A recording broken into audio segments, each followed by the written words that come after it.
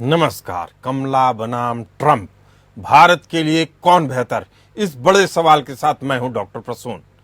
कमला Harris हो या फिर ट्रंप, लगता है भारत के लिए दोनों ही अच्छे हैं। भारत और अमेरिका के बीच पिछले कुछ सालों में आर्थिक, सैन्य या फिर कूटनीतिक रिश्ते सभी काफी कुछ आगे बढ़ चुके हैं। अगला राष्ट्रपति किसी भी पार्टी का हो, वो इसे और आगे लेकर जाएगा ही, ऐसा माना जाता है। फिर भी कुछ मुद्दे ऐसे हैं जहां दोनों प्रशासन में अंतर आपको साफ दिखेगा। इसीलिए विश्लेषण के लिहाज से मैं एक मुद्दे की विवेचना करूंगा और एक एक मुद्दे की विवेचना करने के बाद बताऊंगा कि कौन है भारत के लिए सबसे बेहतर। तो बात वीजा की करें तो भारतीयों को वीजा देने के मामले में ट्रंप ने H-1B वीजा पर बैन लगाया है। भारत से नौकरी की तलाश में अमेरिका जाने वाले लोगों को H-1B वीजा की जरूरत होती है। ट्रंप हमेशा से ही ऐसे वीजा के खिलाफ है। वे इसे अमेरिकी लोगों के हितों के खिलाफ बताते हैं। ट्रंप ने अपने राष्ट्रपति शासन के दौरान H-1B पर बैन लगा दिया। वहीं कमला हैरिस वीजा के मुद्दे पर नरम रुख रखती हैं। कमला हैरिस चाहती हैं कि जिस देश को जितना वीजा चाहिए अमेरिका उसे मुहैया करवाए, ताकि अप्रवासी अमेरिका में रह सके। कमला का इससे लेकर एक अहम बयान नवंबर 2019 में आया। कमला हैरिस ने कहा कि वे अप्रवासी लोगों के लिए H-1B वीजा की सीमा को हटाने के पक्ष में हैं। कमला हैरिस ने कहा कि अप्रवासी श्रमिकों की सुरक्षा के लिए और काम किए जाने की जरूरत है, ताकि वे हमारे देश में रह सके, हमारी अर्थव्यवस्था में सहयोग और योगदान दे सके। कमला हैरिस से बेहतर की उम्मीद की जा सकती है। वीजा पॉलिसीज को लेकर ट्रंप के मुकाबले कमला हैरिस का रुख ज्यादा लचीला है। इस हिसाब से भारतीयों के लिए कमला हैरिस बेहतर है। यही वजह है कि AAPI डाटा सर्वे के मुताबिक अमेरिका के 55% भारतवंशी डेमोक्रेटिक पार्टी के समर्थक हैं, वहीं सिर्फ 25% भारतवंशी रिपब्लिकन पार्टी यानी ट्रंप की पार्टी के सपोर्टर माने जाते हैं। बात करें व्यापार के मामले में तो ट्रंप ने भारत को स्पेशल बिजनेस पार्टनर की कैटेगरी से निकाला। व्यापार के मुद्दे पर ट्रंप सरकार भारत के लिए ज्यादा नुकसानदेह रही है। ट्रंप आयात को महंगा बनाने और अमेरिकी निर्यात को बढ़ावा देने के पक्ष में रहते हैं। इससे भारत को नुकसान हो सकता है। ट्रंप के कार्यकाल में व्यापार के मुद्दे पर भारत और अमेरिका के बीच कई बार विवाद कई मौके पे सामने आए। ट्रंप ने अपने पहले कार्यकाल में भारत को स्पेशल बिजनेस पार्टनर की कैटेगरी से हटा दिया था। इस कैटेगरी में शामिल होने वाला देश करीबन 2000 प्रोडक्ट्स बिना किसी टैक्स के अमेरिका में बेच सकता है। लेकिन ट्रंप का कहना था कि भारत इस सिस्टम का गलत फायदा उठाता है। भारत खुद को तो कम टैक्स देना चाहता है, लेकिन अमेरिकी कंपनियों से ज्यादा टैक्स वसूलता है। जुलाई 2024 में ट्रंप ने एक चुनावी रैली में कहा कि भारत ने हार्ले डेविडसन पर 200% का टैरिफ लगा दिया। टैरिफ लगने के कारण बाइक महंगी हो गई, इसीलिए अमेरिकी कंपनी अपनी बाइक भारत में नहीं बेच पाई।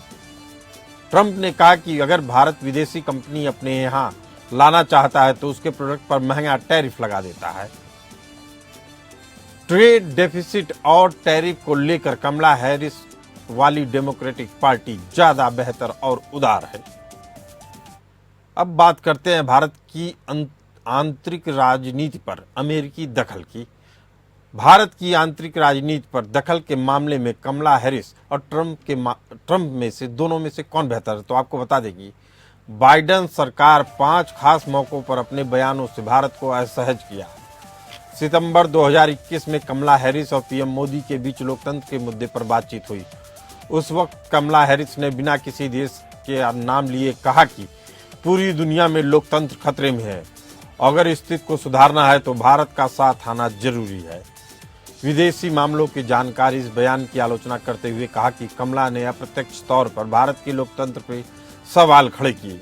इसी तरह बाइडेन सरकार ने कई मौके पर भारत की आंतरिक राजनीति पर टिप्पणी कर भारत सरकार को असहज कर दिया। इस मामले में ट्रंप सरकार का रिकॉर्ड बेहतर रहा है।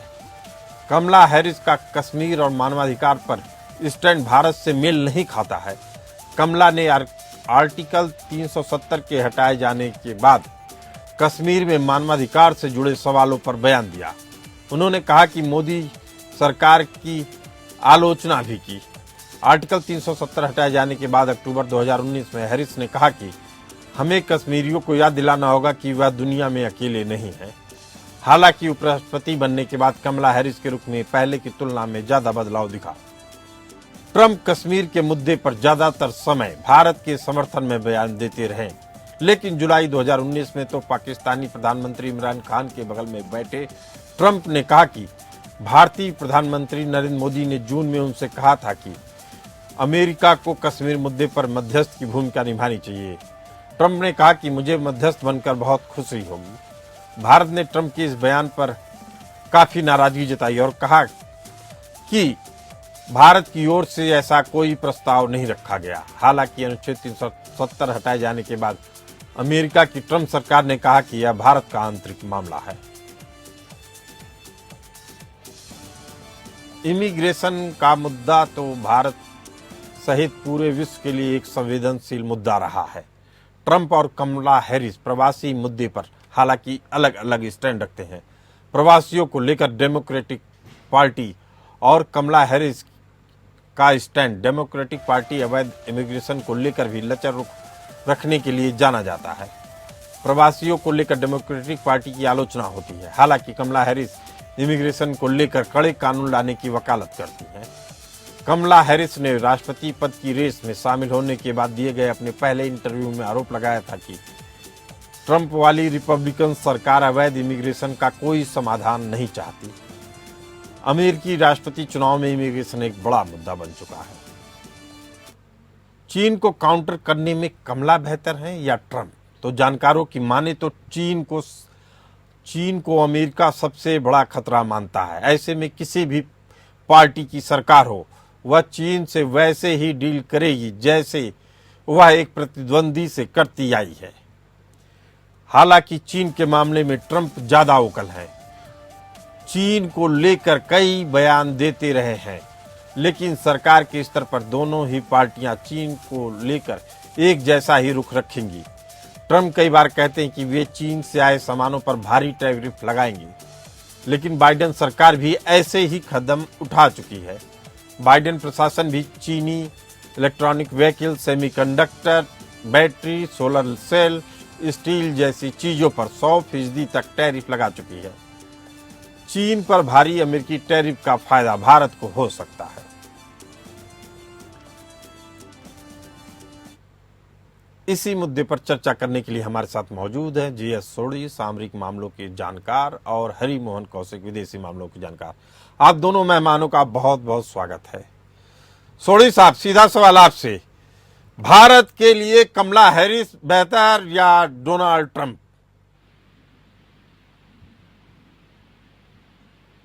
जय हिंद प्रसून जी। ये मेरा सौभाग्य कि मैं आपके न्यूज चैनल और विख्यात को पैनलिस्ट के साथ हूं। दशकों पहले हेनरी किसिंगर, जो कि बहुत बड़े डिप्लोमेट थे अमेरिका के, उन्होंने बयान दिया था कि अमेरिका का दुश्मन होना खतरनाक है, लेकिन अमेरिका का दोस्त होना घातक है। ये बात जो उन्होंने दशकों पहले कही थी, ये आज भी उतनी सही और सटीक है। अगर हम इतिहास में देखें, अमेरिका ने कभी अपने ना किसी दोस्त की, दुश्मन तो छोड़ दीजिए, किसकी मदद नहीं की जब तक अमेरिका को उसमें अपना निजी फायदा नहीं देखा। और अमेरिका एक पूरा व्यापारी देश है, जब तक उसको व्यापार के नजरिए से उस देश में फायदा नहीं दिखता है, अमेरिका किसकी मदद नहीं करता है। चाहे हम डोनाल्ड ट्रंप लें, चाहे हम कमला हैरिस लें, कोई भी इलेक्शन जीत जाए, अमेरिका की जो नीतियां हैं वो वैसी ही रहेंगी। अमेरिका कभी दूसरा चीन के रूप में भारत को उभरते हुए देखेगा नहीं, क्योंकि अमेरिका अपनी गलती एक बार कर चुका है, जिसका वो भुगतान आज तक कर रहा है। जब उसने 1970 के दशक में चीन के साथ कूटनीतिक रिश्ते बनाए और उसके बाद इतना कारोबार चीन को दिया कि आज चीन अमेरिका को ललकार रहा है। अमेरिका इसीलिए दूसरे किसी ऐसे देश को ऊपर उभरने नहीं देगा। तभी हम देख रहे हैं अमेरिका भारत को कई वादे करता है, लेकिन जब समय आता है टेक्नोलॉजी देने का, वो पीछे हो जाता है। अभी जब प्रधानमंत्री मोदी अमेरिका के दौरे पे हैं, तभी व्हाइट हाउस ने खालिस्तानियों को व्हाइट हाउस में बुलाए, उनसे बातचीत की है। क्या कोई ऐसा सच्चा दोस्त करेगा कि आपके घर के दुश्मन को अपने यहां बुलाए चाय के लिए, जब आपके देश का प्रधानमंत्री उस देश का दौरा कर रहा हो? यही एक घटना साफ करती है कि अमेरिका के जो नियत है भारत की तरफ वो क्या है। तो मैं एंड में ये कहूंगा, टिप्पणी करूंगा, भारत के लिए कोई फर्क नहीं पड़ता चाहे डोनाल्ड ट्रंप जीते या चाहे कमला हैरिस जीते नवंबर के प्रेसिडेंशियल इलेक्शन। जी, इससे आपकी बातों से साफ है कि अमेरिका बार बार भारत को बैकफुट पे ले जाना चाहता है। भारत के साथ भारत को दबाव में लाकर ब्लैकमेल करने की कोशिश करता है और अपनी नीतियों को हावी करने की कोशिश करता है, जैसा कि यूक्रेन रसा युद्ध में देखा गया। बाइडेन सरकार ने भारत सरकार को यूक्रेन की तरफ अपना सकारात्मक रुख अपनाने के लिए मजबूर किया और यहां तक मजबूर किया कि आपको दोनों में से किसी एक पक्ष की तरफ आना होगा और खुल के आना होगा, और उनका तर्क था कि आप यूक्रेन की तरफ आइए। हालांकि भारत की मजबूत सरकार बाइडेन सरकार से जरा भी विचलित नहीं हुई। ऐसे ही कई मामले आए। निखिल गुप्ता मामले में, जिसमें कहा गया कि पन्नू की हत्या करना चाहता था, उसके जरिए भी भारत सरकार के ऊपर दबाव बनाया गया। ये ऐसा ही दबाव था जैसे एक समय सऊदी अरब के ऊपर बनाया गया था। क्या मतलब निकलता है इसका, सोढ़ी साहब? क्या हम लोग कभी अमेरिका के इस दोहरे रवैये से निकल पाएंगे या भारत को भी चीन जैसा रुख अख्तियार करना चाहिए? प्रसून जी, देखिए, भारत को बहुत जरूरी है कि जो प्रधानमंत्री मोदी ने आत्मनिर्भर भारत और मेक इन इंडिया का जो विजन दिया, जब वो पहली बार पावर में आए 2014 में, उसके बाद डिफेंस सेक्टर में ये जो विजन है ये तो बहुत सफल हुआ।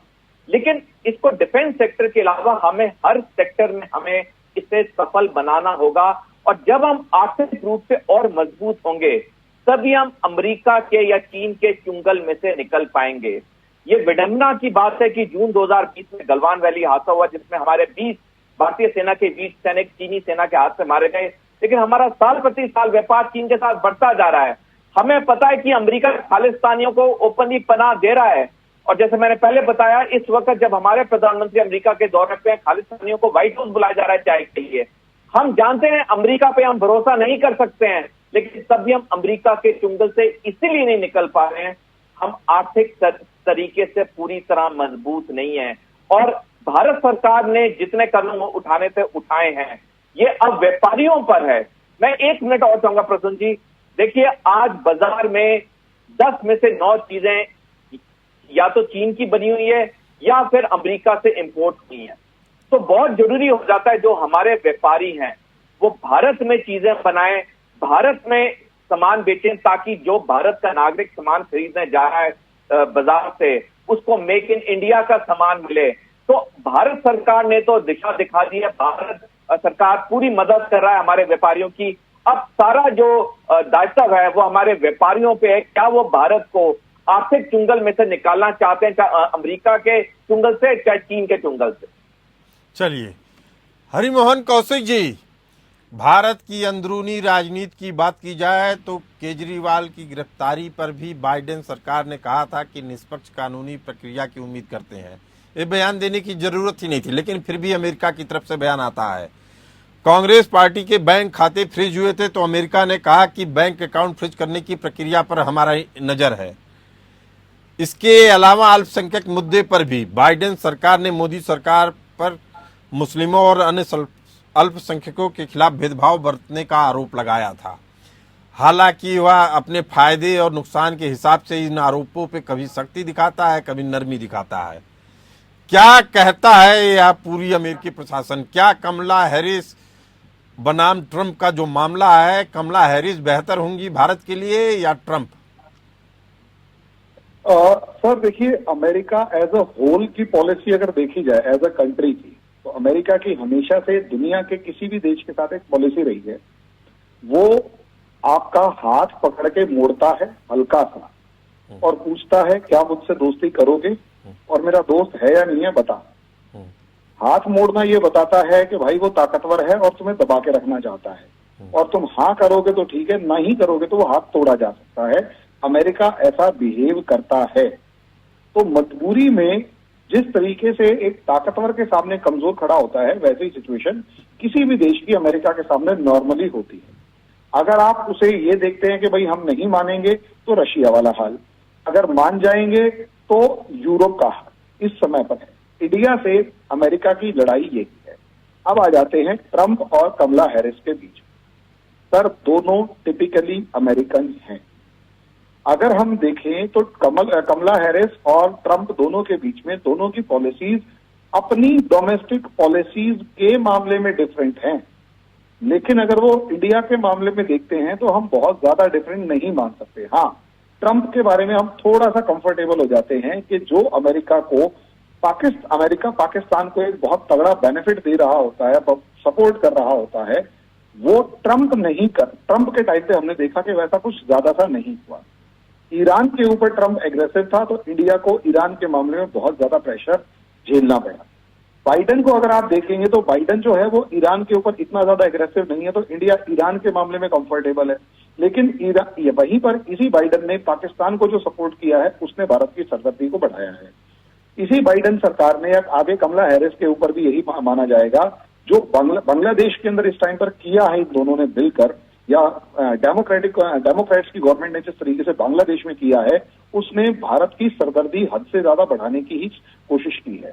मणिपुर में जो हो रहा है उसमें जो अमेरिका का रिएक्शन है, और उसके बाद जो नॉर्थ ईस्ट हमें, अगर कमला हैरिस आई और नॉर्थ ईस्ट में हमें दबाव मिला, तो सर मेरा पूरा विश्वास है कि अल्टीमेटली हैं तो दोनों प्रॉब्लम क्रिएट करने वाले, लेकिन ट्रंप जो है वो बड़बोला है, स्ट्रेट फॉरवर्ड है, मुंह पे बोल देता है, लेकिन कहीं ना कहीं वो स्ट्रेट फॉरवर्ड होने की वजह से उसे गिव एंड टेक आता है।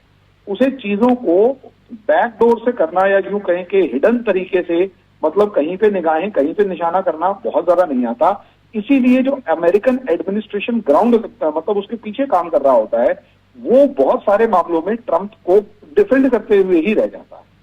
कमला हैरिस देखते हैं अभी एक आगे क्या करती है, लेकिन इसके पीछे जो बराक ओबामा वाली रजीम है, या जो बराक ओबामा जिस तरीके से पूरे के पूरे सिस्टम को हैंडल करते हैं, सर मुझे उसकी टेंशन है, क्योंकि बराक ओबामा बहुत ज्यादा प्रो चाइना है। हमने देखा जब से बाइडेन आया है, अमेरिका के साथ वो जो तू मैं शुरू की थी, लड़ाई शुरू की थी ट्रंप ने, वो लड़ाई रुक सी गई और सारी लड़ाई का ठीकरा रशिया के सर पे फोड़ दिया गया, और उसके बाद इजराइल और हमास वॉर शुरू कर दिया गया, इजराइल हिजबुल्लाह। लेकिन चाइना के साथ ट्रेड एज इट इज चलता रहा, और कुछ हद तक थोड़ा बहुत कम आया सो आया, वरना सारी चीजें वैसी की वैसी हैं। और मुझे तो यहां तक लगता है कि अमेरिका में अभी भी डेमोक्रेट्स की एक लॉबी, स्ट्रांग लॉबी ऐसी है जो अभी भी चाइना से रिलेशंस को सुधारना चाहती है। चलिए, अब इसी को देखते हुए मुझे बहुत ज्यादा से डेमोक्रेट्स पर भरोसा नहीं है। दोनों में अगर दो बुरे हैं, दोनों में से कौन सा कम बुरा है, तो मुझे ऐसा लगता है ट्रंप कम बुरा है, जिसमें हम 370 हटा गए, जिसमें हमने बहुत सारे बड़े बड़े दूसरे काम भी कर दिए। वो चीज हम अब नहीं कर पाएंगे, ये मैं जानता हूं, अगर ये बाइडेन रजीम कंटिन्यू ऐसी ही रही तो।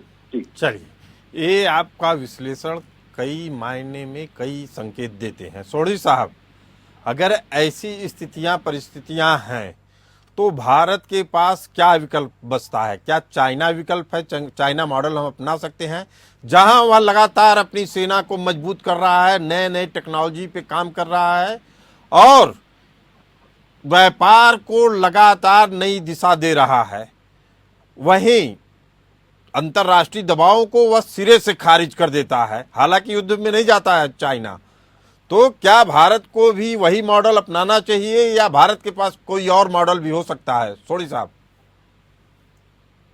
प्रसून जी, बहुत दशकों पहले जब दूसरा विश्व युद्ध खत्म हुआ, चाइना एकमात्र देश था दुनिया में जिसने रियलाइज किया कि अगर उसने दुनिया में बड़ी ताकत बनना है, पहले उसने आर्थिक तरीके से काम करना होगा, और आर्थिक तरीके से पे काम करने के लिए पहले उसे अपना एजुकेशन सिस्टम ठीक करना होगा। और ये इसने अपनी गृह युद्ध के बाद किया, जब माओ जेडोंग के टाइम पे चीन के एजुकेशन सिस्टम को बहुत बड़ी तरह से तब्दील कर दिया गया अच्छे दिशा की ओर। उसके बाद डेंग जियाओपिंग का जमाना आया, जब चीन को एक आर्थिक शक्ति पे फोकस किया गया, और अब जो शी जिनपिंग का एरा है वो है उसने पूरी तरह से सैनिक शक्ति पे पूरा फोकस किया है।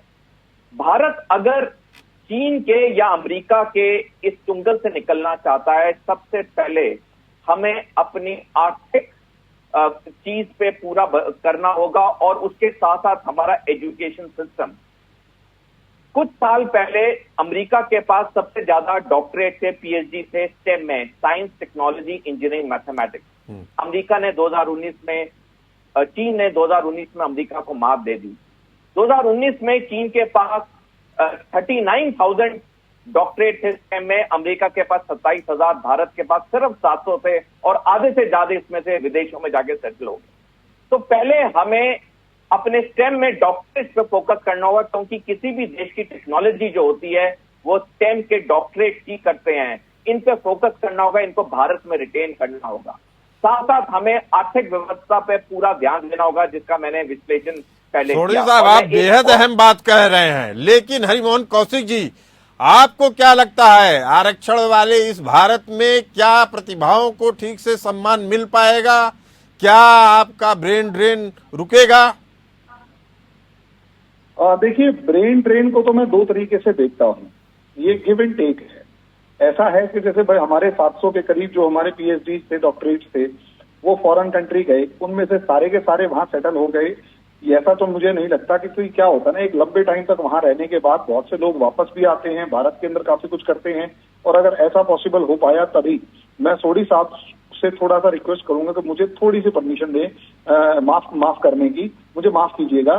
कि कई बार क्या होता है, जैसे हम डॉक्टर नरेश त्रेन को देखते हैं, या हमारे यहाँ जो टेलीकॉम रेवोल्यूशन हुआ, या हमारे यहाँ जो मतलब आज के दिन मेडिकल हब बन के इंडिया जिस तरीके से उभर कर आ रहा है, तो जो हमारा ब्रेन ड्रेन किसी टाइम पर हुआ, उन लोगों ने वहां से वो टेक्नोलॉजी और सब चीजें सीखी और भारत में आके इम्प्लीमेंट करी। तो एक पॉजिटिव पार्ट तो ये रहता है।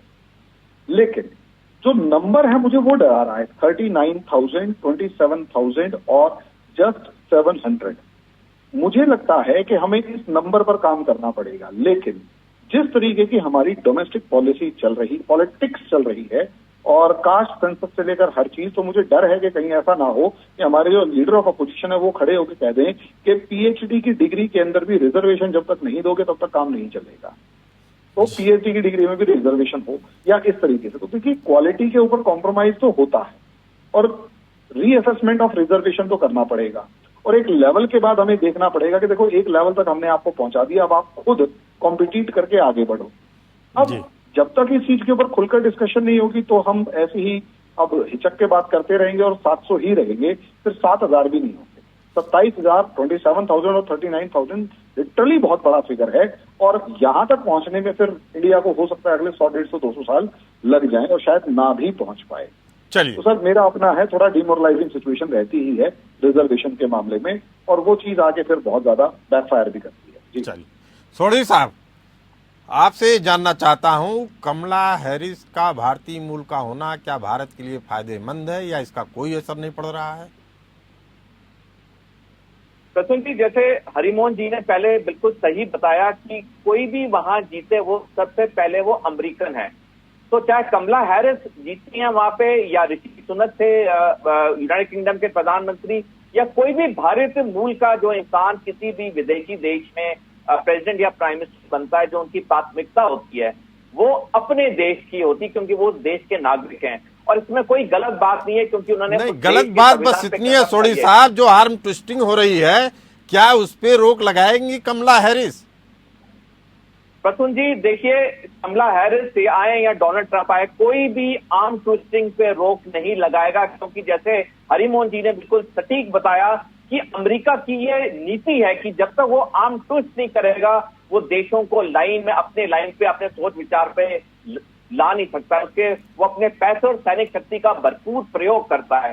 तो चाहे कमला हैरिस भी जीते, चाहे कोई और विवेक रामास्वामी भी 5 साल बाद इलेक्शन जीत जाए, कोई फर्क नहीं पड़ेगा। जो अमेरिका के लिए जो पहली चीज है वो उनके देश का जो स्वार्थ है, जो उनके देश की नीति है, जो उनके देश के लिए अच्छा है, वही करेंगे। किसी भी मूल के हों, उससे उनको कोई फर्क नहीं पड़ता। कोई फर्क नहीं पड़ता है। तो भारत को अपने नए तरीके से, नए रणनीति के तहत नई चीजें आपको सामने लानी होंगी, नई रणनीति के तहत आगे बढ़ना होगा भारत को। और भारत के लिए चाहे ट्रंप आए चाहे कमला हैरिस आए, दोनों के लिए दोनों के सामने सेम ही सिचुएशन होगी भारत के सामने। आप दोनों मेहमान इस डिबेट का हिस्सा बने, आप लोगों का बहुत बहुत धन्यवाद। हमें दीजिए इजाजत, बने रहिए एपीएन न्यूज के साथ।